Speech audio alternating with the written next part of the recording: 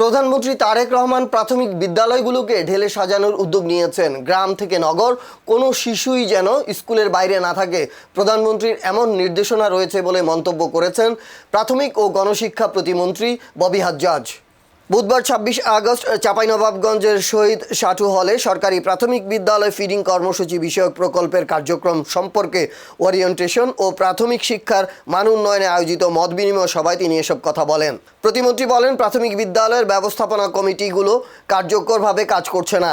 Committee গঠনের সময় কিংবা বিদ্যালয় বরাদ্দ এলে তাদের সক্রিয়তা দেখা গেলেও অন্য সময় তাদের খুঁজে পাওয়া যায় না। তাই এলাকাবাসীকে সম্পৃক্ত করে স্কুলের বন্ধু হিসেবে একটি অনানুষ্ঠানিক রেজিস্টার তৈরির উদ্যোগ নেওয়া হচ্ছে। ববি হাজ্জাজ আরও বলেন, সারা দেশের সরকারি প্রাথমিক বিদ্যালয়ে শিক্ষক সংকট রয়েছে।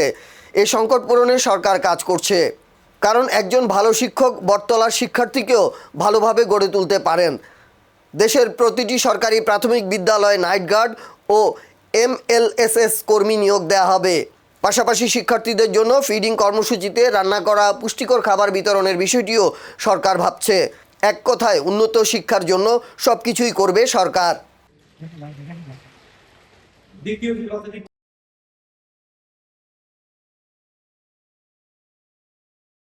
এ সময় উপস্থিত ছিলেন চাঁপাইনবাবগঞ্জ ৩ আসনের সংসদ সদস্য নুরুল ইসলাম বুলবুল, জেলা পরিষদের প্রশাসক হারুনার রশিদ, জেলা প্রশাসক আবু সালেহ মোহাম্মদ মুসা জঙ্গি, জেলা প্রাথমিক শিক্ষা কর্মকর্তা সাইফুল ইসলাম সহ জেলার বিভিন্ন সরকারি প্রাথমিক বিদ্যালয়ের প্রধান শিক্ষকরা।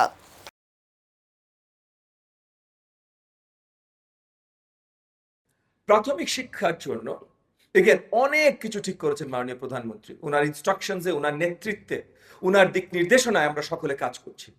কিন্তু ওনার প্রাইমারি যে দুটা গোল, ওনার প্রাইমারি গোল মানে ওনার প্রধান গোল আমাদের প্রাথমিক শিক্ষার জন্য প্রধান গোল দুটো। একটা হলো কোনো শিশু বিদ্যালয়ের বাইরে থাকবে না, so no child out of school. আর দ্বিতীয় হলো প্রত্যেকটা শিশুকে সঠিক শিক্ষায় শিক্ষিত করতে হবে। Every child has to learn. আমরা বুঝতে পারছি দুটো গোল। এটা কিন্তু গোলের বাস্তবায়নের দায়িত্ব কিন্তু অনেক দূর আপনাদের। আমরা মন্ত্রণালয় কেদারায় বসে আছি, আমাদের শিক্ষার্থীদের সাথে কিন্তু আমি ববি হাজ্জাজ বসছি না, আমার ডিডি মহোদয় বসছেন না, আমার ডিপিও মহোদয় বসছেন না, আমার অধিদপ্তরের অফিসার বসছেন না, আমার মন্ত্রণালয়ের অফিসার বসছেন না। কে বসছেন? আপনাদের মধ্যে ৩-৪ জন বসছেন, সবাই মনে হয় বসছেন না। আপনারা বসছেন। Exactly sir, exactly.